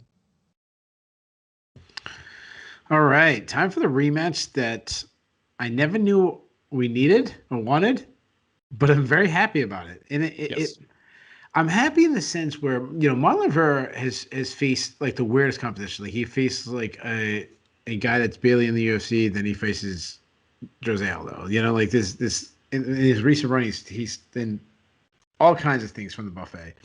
Well, Davey Grant is just slowly being an underdog and getting knockouts, and I just feel like he kind of deserves, a step up in competition. Now, you get, as you mentioned, Marlon Vera, he's already has a win over him, but like, this win means so much more if he won now, because Vera's a good fighter. I mean, he's southpaw, he's long and lengthy, he's a pressure fighter, constantly moving forward, constantly cutting off the cage. And I shouldn't say constantly, constantly cutting off the cage about 4 minutes in, because he's actually a slow starter. He takes a while to kind of get going, but once he gets going, he's a builder as the fight goes on. His output increases as the fight goes on. Similar to Max Holloway, we talked about in the past, Max Holloway is a slow starter until he isn't. I would say Vera has plus power. I wouldn't give it, say, power hitter, but great kicking game. Very good kicking game.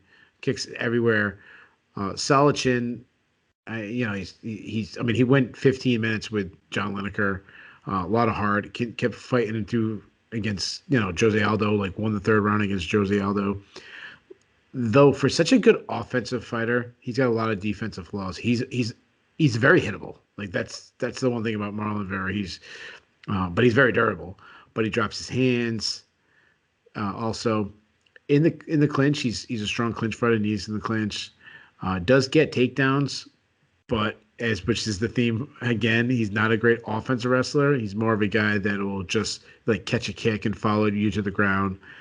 Not a great defensive wrestler, but if the fight hits the ground, we've seen him. He's a good grappler, like on his back, on top. If he's on top, good ground and pound. If not, if a scramble ensues, slick back takes. He's got 8 submission wins in his career. He's a 10th planet BJJ black belt.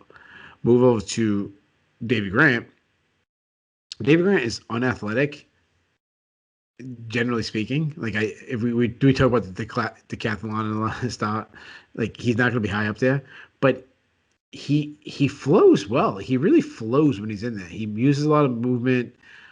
He throws looping punches from his hips where normally I don't like that. It kind of works for him because he really gets whip on him, and it's been effective. We saw in his last 2 fights, Martin Day and Jonathan Martinez. He knocked both of them out with a crushing left hook that came from Grandma's house. It was like that the old song is coming around the mountain. It was coming around the mountain. Like it was a looping shot. But if he connects, he lands.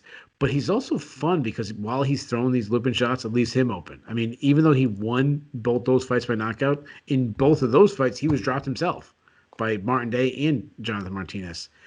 He loves this side kick. He loves the Holly Holm, like just throw out there side kick. He will attack calf kicks, just tons of kicks. He's not an explosive wrestler, but he's an opportunistic wrestler. Like he'll open up, he'll start throwing these big looping punches. You start open back, you want a firefight, and then suddenly he's dropping down on your hips and he's pulling you out. If he's taken down, I like that he works. He doesn't play a jiu-jitsu game. He works back to his feet. He's got a pretty good get-up game, and he has a submission rate. He's got 8 submission wins on his record. As far as prediction goes, you're very confident in Marlon Vera. I am too, because he's more technically sound. He's more technically sound on the feet. Davey Grant has a good output, but that looping hard shot style is not going to be able to sustain the output that Marlon Vera will. And yeah, he can crack Marlon Vera, but I haven't seen Marlon Vera, hurt, knocked down, knocked out. I'm sure he has. I can't think of it off the top of my head as I'm speaking. But he's faced tougher competition. He's looked good. Like even the fights that he's lost, like he didn't get blown out the water by Jose Aldo. And he didn't get blown out of the water by John Lineker. Like he's always in it. So I look at him just a tier above Davey Grant. So yeah, we're gonna count Davey Grant out again, but give me Marlon Vera. I'm gonna say the opposite. I don't think Marlon Vera takes him out. I think Davey Grant's tough enough to make a decision. So give me Marlon Vera by decision. That brings us to the co-main event, a heavyweight scrap between Alexey Oleynik and Sergey Spivak.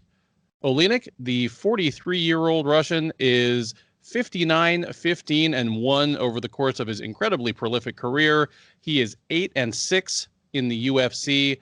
He's currently on a 2-fight losing streak, a second-round knockout at the hands of Derek Lewis last August in the headliner of UFC Fight Night 174, and then a first-round knockout to Chris Daukaus this February at UFC Fight Night Blades versus Lewis.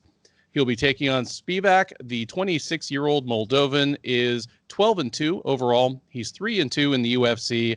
He's on a 2-fight win streak over Carlos Felipe, whom he defeated last August at UFC Fight Night Figueiredo versus Benavidez 2, and then a second-round knockout of Jared Vanderaa at UFC Fight Night Blades versus Lewis in February.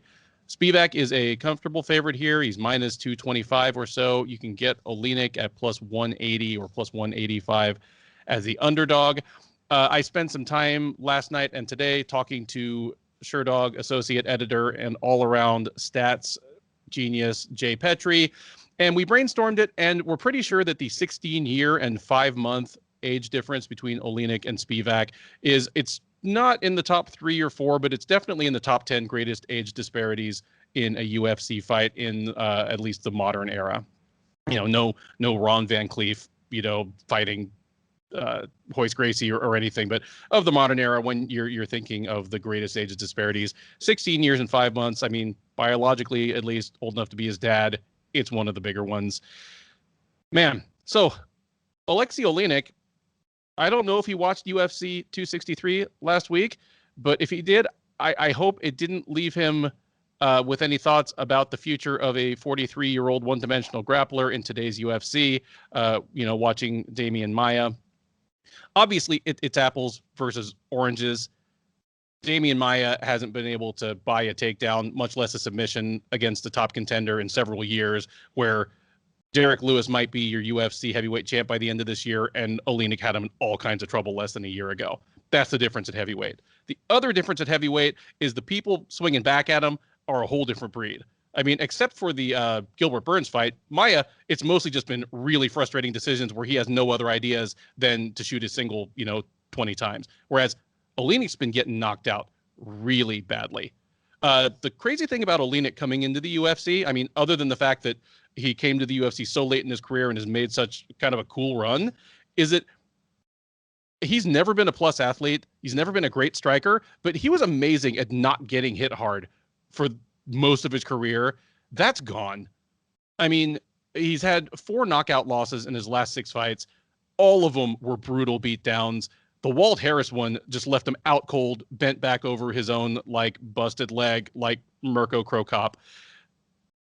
I don't know if the UFC will cut Oleynik if he loses. It would be his 3rd straight. It would be 5 of 7. But whether they do or not, I kind of hope he's thinking about his future outside the sport and what kind of quality of life he's going to have. That's the end of my editorializing. Having said that, this is not the kind of matchup the UFC would have made 5 or 6 years ago. It used to be winners fight winners, losers fight losers. Here we have a 43-year-old man on a 2-fight losing streak against a 26-year-old on a 2-fight winning streak who is clearly kind of starting to put his tools together, and get ready to move into contention. This is feeding the old lions to the new. Just the question is, Spivak's last 2 wins over Carlos Felipe and Jared Vanderaa. One, the Felipe fight, I'm not sure whether I scored it against him, but at the end of the fight, I was like, it doesn't feel like he won this fight. And then Jared Vanderaa, the jury's out on whether he's really UFC material long term. Oleynik will be by far, I think, by far the best fighter that Spivak has fought. But the way Spivak has lost fights in the UFC, they're not things that Alexey Oleynik is going to do to him. Marcin Tybura bullied him by being bigger and a better wrestler. Walt Harris knocked the stuffing out of him in a minute. Those are not things Alexey Oleynik's going to do. And I feel like I said this about Muhammad versus Maia last week, but unless Spivak blunders into a standing Ezekiel choke or just blunders into a bad punch, because Oleynik, surprising pop on his punches, he can still hurt people. I mean, unless he does something dumb, I think this is his fight to win. I just, give me Spivak. And if it were a year or 2 ago, I'd say, yeah, Oleynik's not going to get knocked out. Just give me Spivak by decision. I don't believe that anymore. I think Oleynik is in the last stages here. I think his chin is pretty much gone. He was never a plus athlete by heavyweight standards, but he's slowed down even by those standards. It won't be much fun because Oleynik's been a really fun story, but give me Sergey Spivak by 1st round knockout. Yeah, I totally understand your take on this one. So Alexey Oleynik he's just such a likable guy. I just picture him as just a good dad, and I just love the narrative of that. I just want him tomorrow in training, don't go to American Top Team and grapple. I just picture them that not being his day. His day being he's changing a tire for his daughter, and that's his training. It's always getting his grip strength by cranking up the tire, and then he's helping his buddy move a refrigerator. I just want to picture him training. On the feet, I actually think he's a better. The chin. The whole thing you were saying about the chin and the years of damage, and Derek Lewis knocking him out, and Chris Dawkins and Walt Harris. Yeah, completely. Worrisome. I mean, he's 44 years old. He's also Russian, so is he even 44? I mean, it wouldn't shock me if they find it birth certificate and it says he's 54. You know what I mean? I mean, we don't even know he's been in he's got like 100 fights or whatever. Yeah, I know it's not that high, but it's something stupid like that. I mean, maybe it is that high. Like he's got like 100 fights. Yeah, he's got this is his 77th fight officially, but I literally added a fight from like the early 2000s to his record within the last year or two. Like we're still finding fights he had in like 2001. Yeah, if lost tapes came out from 1999 in somewhere in Serbia, and he had 30 fights from 98 to 99, you know, like, but that wouldn't shock me at all. So, but you know, I'm worried about the years, the damage. But technically on the feet, like it's very unorthodox. He has a very wild style, but it's somewhat effective. Like he lands more than I think he gets credit, and I think that has to do with his opponent so worried about, you know, him taking you down, worried about him actually grabbing you. He has a lot of flaws. I mean, he avoids strikes. Like he just leans one way. He leans his head one side and throws punches on the other side. It's how Harris killed him. Yeah, but like. Yeah, he gets knocked out, but it's somewhat effective when it's working. You know, like obviously it's effective when it's working, but like he's landed a lot more. He's an incredible grappler. I mean, he's got good body lock takedowns. I wrote down here that I was surprised he was taken down by Derek Lewis. At one point he was reversed by Derek Lewis, which was surprising. But I mean, he's a submission. He's got 46 submissions on his record, and that's like again what we know he has. He has the Ezekiel choke. I mean, that's his move. He also has scarf chokes. He's hard to submit himself if you initiate a grapple. I mean, he grappled with Fabricio Verdum and avoided submissions for Fabricio Verdum. So that tells you everything you need to know about him. Now move over to Sergey Spivak. Very unathletic, flat-footed guy, but not too bad technically. And I've seen technical improvements recently. I mean, he jabbed up Carlos Felipe in that fight. He throws straight punches down the pipe. He will throw in some kicks. He has a problem with pillaring, like we were talking about Bruno Silva. Like he just, and I'm not against pillaring, and I mean it's been effective in boxing for about 100 years. Not as effective in MMA because in boxing you can pillar, but you don't get kicked in the leg when you do that. You don't get kneed up the middle. There's a lot more. Obviously, that's why I don't think pillaring is as effective. But he's got good good takedown of his own, solid entries. He loves the single leg. Will just grind against the fence if he can't get a takedown. He likes lateral drops in close quarters, which you've heard me speak about lateral drops. That's one thing I hate. And solid ground and pound. So I'm not nearly as confident as you are because it's Oleynik. Because you go chest to chest to him and suddenly he's doing a standing Ezekiel choke, or like all he needs is 1 minute of grappling or 1 moment of grappling and he can finish the fight. But give me the guy who's 26. Like I feel the same way. I don't trust. Not even the knockouts, not even the ones that put out him, but it's the ones before it. Just his reactions when he gets hit. Like this is a guy that was never a speed guy, is really, really slowed down.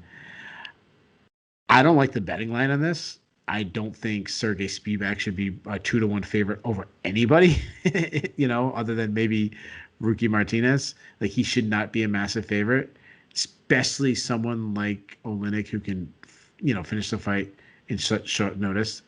But yeah, I'll take the younger fighter. Give me Spivak. And what I was thinking about is we talked about, we don't know how many wins he has. We don't know how many submissions he has. We don't even know what his name is. Like I've seen his name spelled like 35 different ways. Oh yeah, his name is spelled a bunch of different ways. In fact, both guys in this fight, we spell their name a different way than the UFC does, but we follow their own social media. It totally is. We don't. We may not know how old he is. We may not know how many fights he has.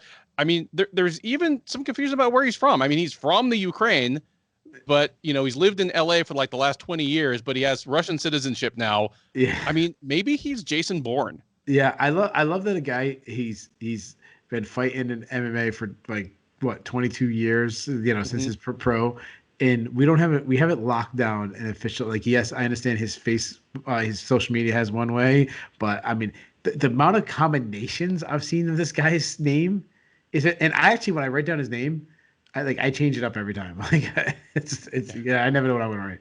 How do you have Spivak winning this one, by the way? Just officially? I'll take. You know what? If you got to take Spivak at this point, you got to have to take him by stoppage. I'll say he knocks out. Yeah, I'm gonna say it's gonna get ugly, and I say he knocks out Oleynik in the second round. Okay, and let me issue one retraction. I said during my breakdown that I thought Spivak's win over Carlos Felipe was close or questionable. I don't know what I was thinking about, but I was thinking about another fight because he walloped Felipe. Anyway, just that, to stave off the comment section like coming at me about that one, because yeah, he definitely beat up Carlos Felipe. With that, we arrive at the main event. It is 5 rounds of scheduled featherweight action between Chan Sung Jung and Dan Ige. Jung, the 34-year-old Korean, is 16-6 overall. He is 6-3 in the UFC. Fought most recently last October in the headliner of UFC Fight Night 180, where he dropped a unanimous decision to Brian Ortega. That snapped a 2-fight winning streak over Renato Moicano and Frankie Edgar, both of whom he knocked out in less than 1 round of combined cage time. He'll be taking on Ige, the man who goes by 50K, maybe 75K if the UFC changes its bonus structure permanently. 29-year-old Hawaiian fighting out of Las Vegas. He is 15-3 overall. He is 7-2 in the UFC. Most recently, he fought in March at UFC Fight Night Edwards versus Muhammad, knocking out Gavin Tucker with a hellacious punch in like 20 seconds. That got him back on track after his bruising unanimous decision loss to Calvin Kattar in the headliner of UFC on ESPN 13 last July. Odds on this one, they've been hovering around a pick 'em all week. Right now, you can get both guys right around -110. So Vegas undecided on this one. Keith Chillin, are you decided on this one? Well, I mean, we're making a prediction show, so I better make a decision.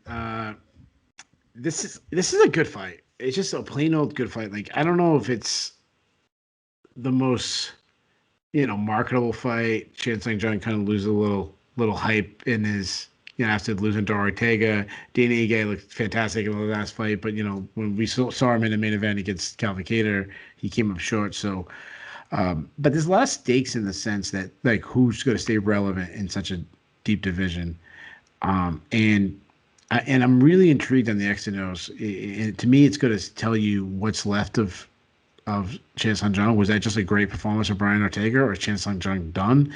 And this is Dan Ige's chance to show that he's elite talent. He's had an opportunity, he failed.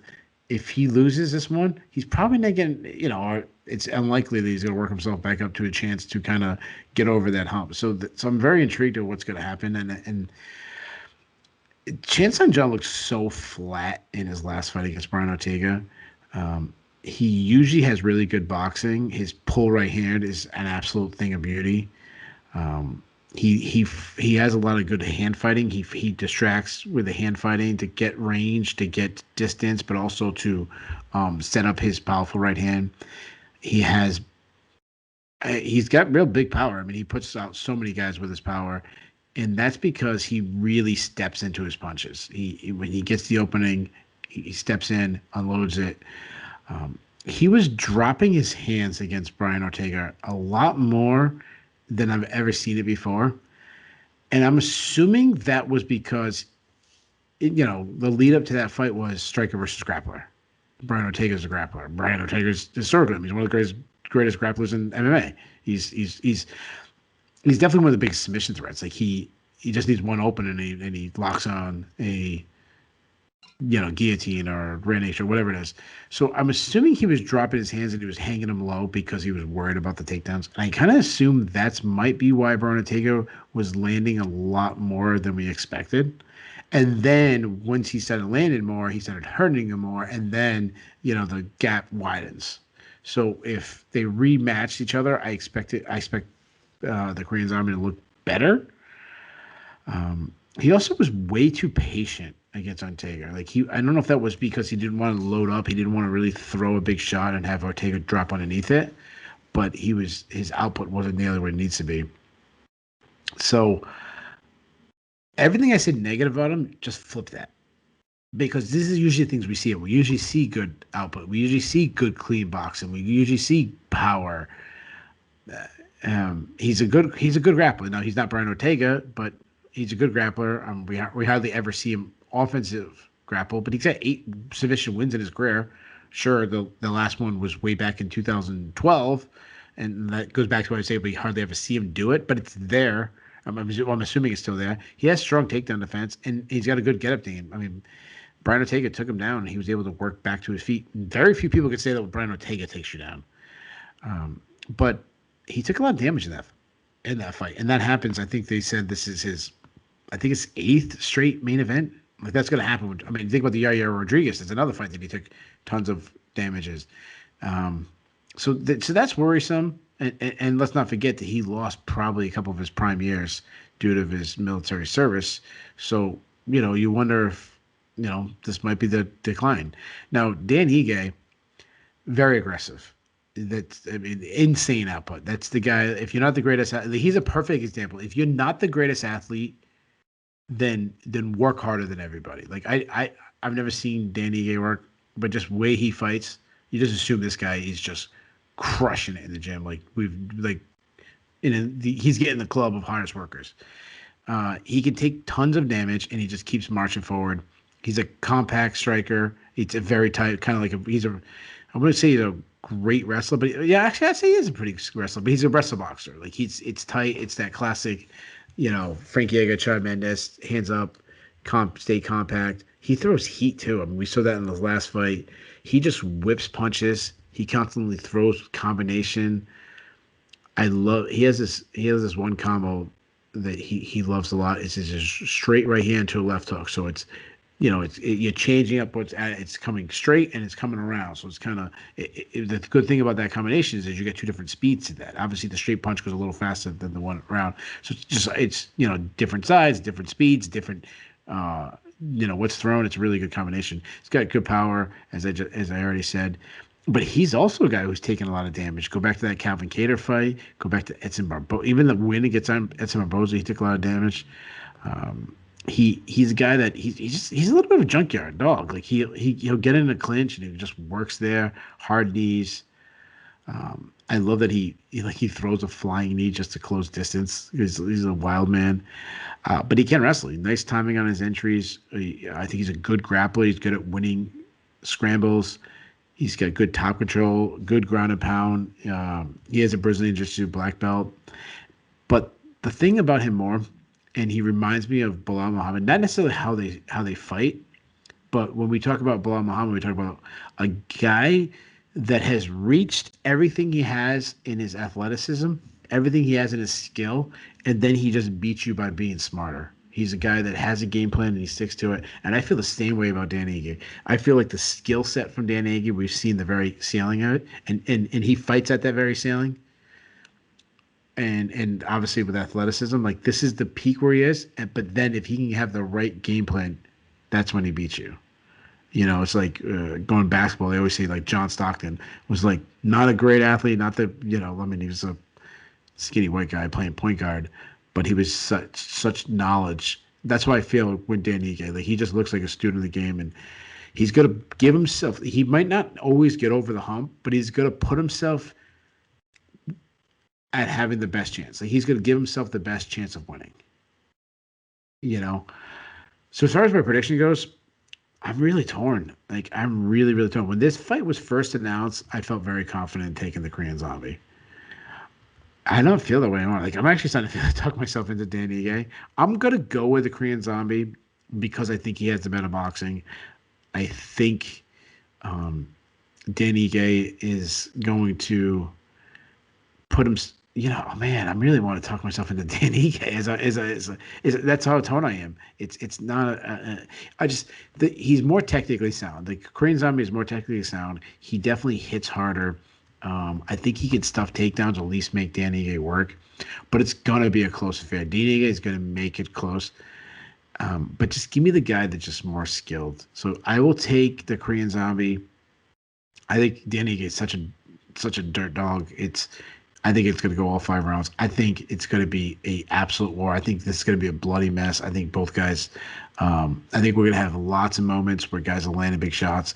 And to me, this is my no-brainer. Even though he looked so bad in his last fight, he looked flat. I don't think that's going to happen against Dan Ige. But this is my no-brainer fight of the night pick in the main event. I know that's a cop-out, but sometimes you just got to go with the main event. And give me the Korean Zombie by decision. Beautiful. Man, what an interesting fight this is in terms of what's at stake for both guys. Korean Zombie absolutely has something to prove. I mean, the way he looked in the Ortega fight, just knowing, okay, you're 34, you've been in some wars, you've been in all the wars, and then you came out and just kind of looked flat and out of sorts. Like, this fight against Ige will determine how we look at the Ortega fight, whether that was an aberration or it was the beginning of the end. That's a great point. Like, right now, Chan Sung Jung, he has 3 losses in the UFC. Jose Aldo in a title fight, Brian Ortega in a title eliminator, and Yair Rodriguez via an all-time buzzer beater in the literal last second of a fight of the year candidate, of a fight that he was winning.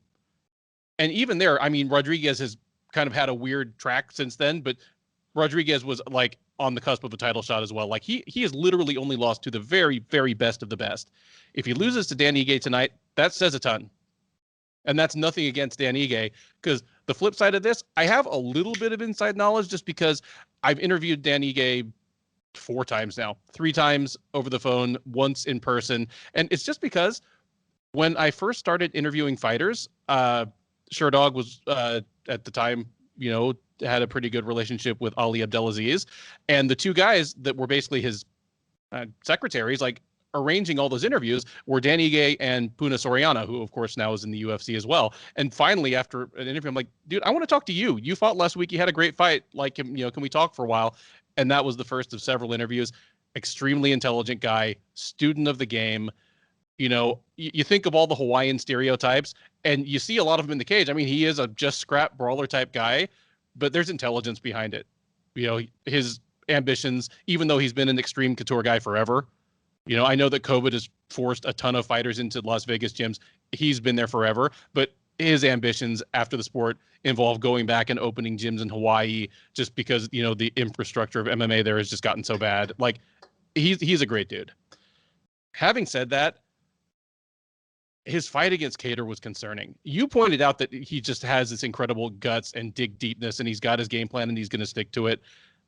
That was actually problematic against Kattar because Kattar he was a little too long. He was a little crisper boxer, had a little more power, like just a little more natural power in each shot. Not saying that Ige can't wind up and hit hard as anybody. And when that became obvious, Ige didn't really have anything else to turn to. He just kind of got bruised up by a better boxer for, 5 full rounds. It proved he was tough, but that wasn't a fight he could win by digging deeper. Like, he needed to do something different. I never really saw it out of him. It's interesting that after that, he had 1 bounce back fight, and he is right back in a main event. And it's against a guy that's ranked even higher and has an even bigger name. Like, this is a huge opportunity for Ige. And I just wonder if it's still just going to be a step too far. I love that you pointed out the thing that Korean Zombie hasn't had a submission since 2012. That just reminded me, man, remember when Chan Sung Jung just completely whooped Dustin Poirier? Because, yeah, he tapped out Dustin Poirier, but that was after winning the first 3 rounds against him. Like, he put it on one of probably the 5 top pound-for-pound fighters in the sport right now. Man, how times have changed. How good has it been for Poirier to move up to lightweight? Anyway, don't want to get sent down that track. I don't know if Jung is going to knock out Ige. Certainly, if the Jung that showed up against Ortega shows up, it's anybody's fight. All bets are off. Like I said, this is the fight that's going to tell us whether that was an aberration or a sign of the times. It's an unknown, but I'm guessing that it's an aberration and that the zombie has a few more great performances left in him. If that zombie shows up, he beats Dan Ige. Give me Chan Sung Jung by, I think this makes it to the championship rounds, but I'm going to say he knocks him out in round 4, just an accumulation of damage. Yeah, you made a great point that I want to harp on. You talked about that the implications this has. Think about the amount of people that will change their opinion on the featherweight title based on this fight. If the Korean Zombie looks great, a lot more people are going to be like, wow, how great was Brian Ortega? And then they're picking him to beat Volkanovski. But the flip side, if Dan Ige goes out there and 50-45s him or something like that, suddenly, that Brian Ortega fight, it's not that impressive.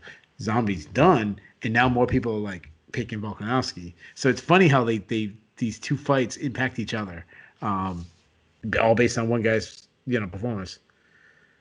And I mean, if Dan Ige knocked out Gavin Tucker in 22 seconds and then just completely whoops Korean Zombie, like everybody's like, man, we should give Calvin Kattar another shot at like a really big fight.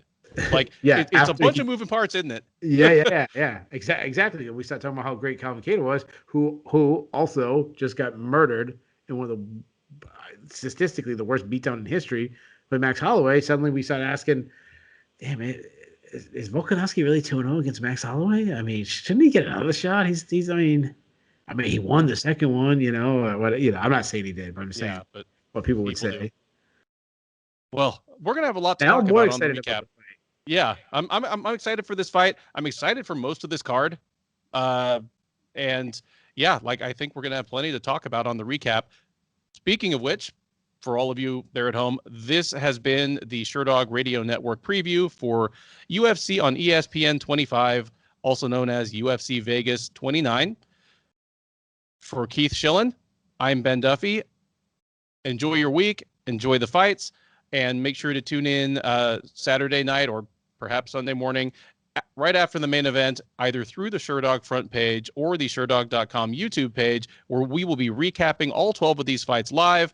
The comment section there, the live chat is always open. We're there to take your questions, there to take your comments, comment on your hot takes. If we picked anything wrong, if we picked your boy wrong or your girl, come let us have it. We're there for your amusement. Thank you very much for listening, and good night.